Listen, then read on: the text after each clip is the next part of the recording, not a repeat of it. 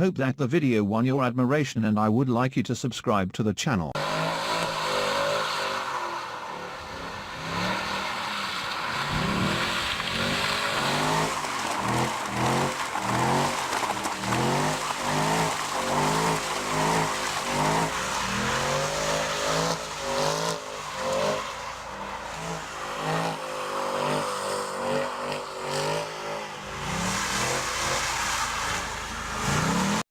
Ah, the Chevy SS. One of those cars where you buy it and you tell your friends about it. Your new car, your pride and joy, your shiny new vehicle, your faithful four-wheeled friend. And they say the Chevy what? The what now? Do you mean Camaro S? That's been the story ever since the Chevy SS came out for the 2014 model year. And this lack of awareness is one of the reasons why this car failed. There are other reasons, of course, and I'll get to those in a minute, but first I want to say that I'm writing this piece because I drove an SS and I liked it, and you probably should have bought an SS but you didn't. I know you didn't, because, well, no one did. Since the SS first went on sale in the fall of 2013, Chevy has managed to sell something like 12,000 of them, total, over a period of time now spanning 4 years. Which surely makes it the rarest modern Chevrolet. I mean, somehow they managed to sell 22,000 units of the freaking SSR. And they could only sell 12,000. On paper, it seems like a surprise, as the SS has basically everything a car enthusiast could want. It's rear-wheel drive.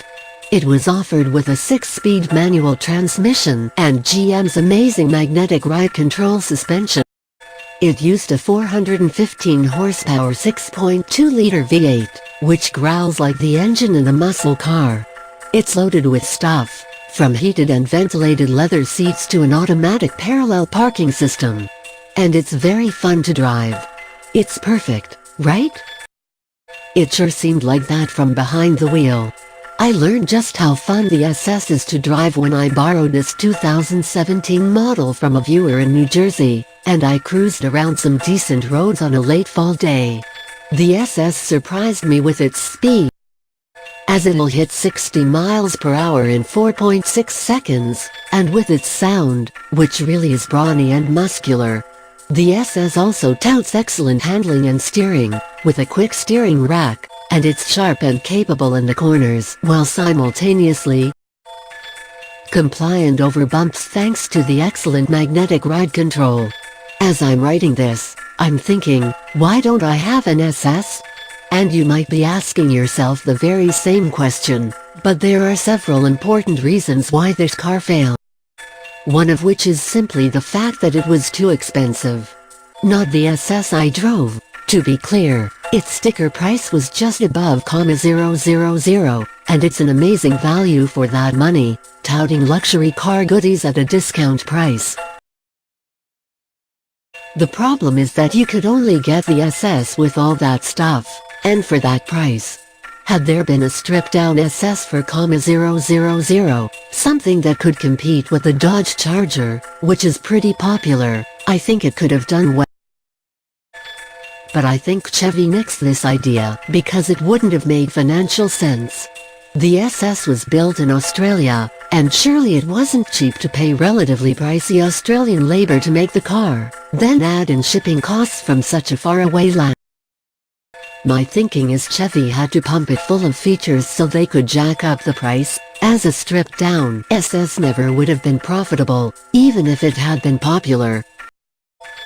The other reason you didn't buy an SS is that there's quite a good chance you've never heard of it, or at least that you've forgotten about it. Chevy didn't do much marketing for this car, and you basically had to find out about it through word of mouth. The name didn't help much, either, as SS is typically a trim level on Chevy models, and it remains one today. Calling an entire vehicle the SS while you're simultaneously trying to sell the Camaro SS really just leads to confusion, and it doesn't exactly help the SS carve out an identity. And speaking of an identity, can we briefly discuss the SS's styling? I love sleeper cars like the SS that blend in until they're blowing by you. But most people like their performance cars to look performance. Why? Witness, for instance, the Dodge Charger and Challenger, the Ford Mustang and the Chevy Camaro. People who spent 50 grand for a performance car want other people to know they spent 50 grand for a performance car. The SS, meanwhile, looks like the kind of thing that would prompt you to ask, is there anything else? When Hertz offers it to you at the airport. And so, the SS was a total flop, and it makes sense why it was a flop. Yet, I wish it hadn't been a flop. It's a brilliant car with a lot of great equipment, and a wonderful driving experience. It's going to be a great deal on the used market, though values may stay strong, much like the Pontiac. Still, even if prices are high, I highly recommend the SS. No one else will know what you have, but you'll know every time you floor it away from a traffic light, or activate the automated parking system, or watch as the valet parks your car in back, having no idea that he's driving the rarest car in the parking.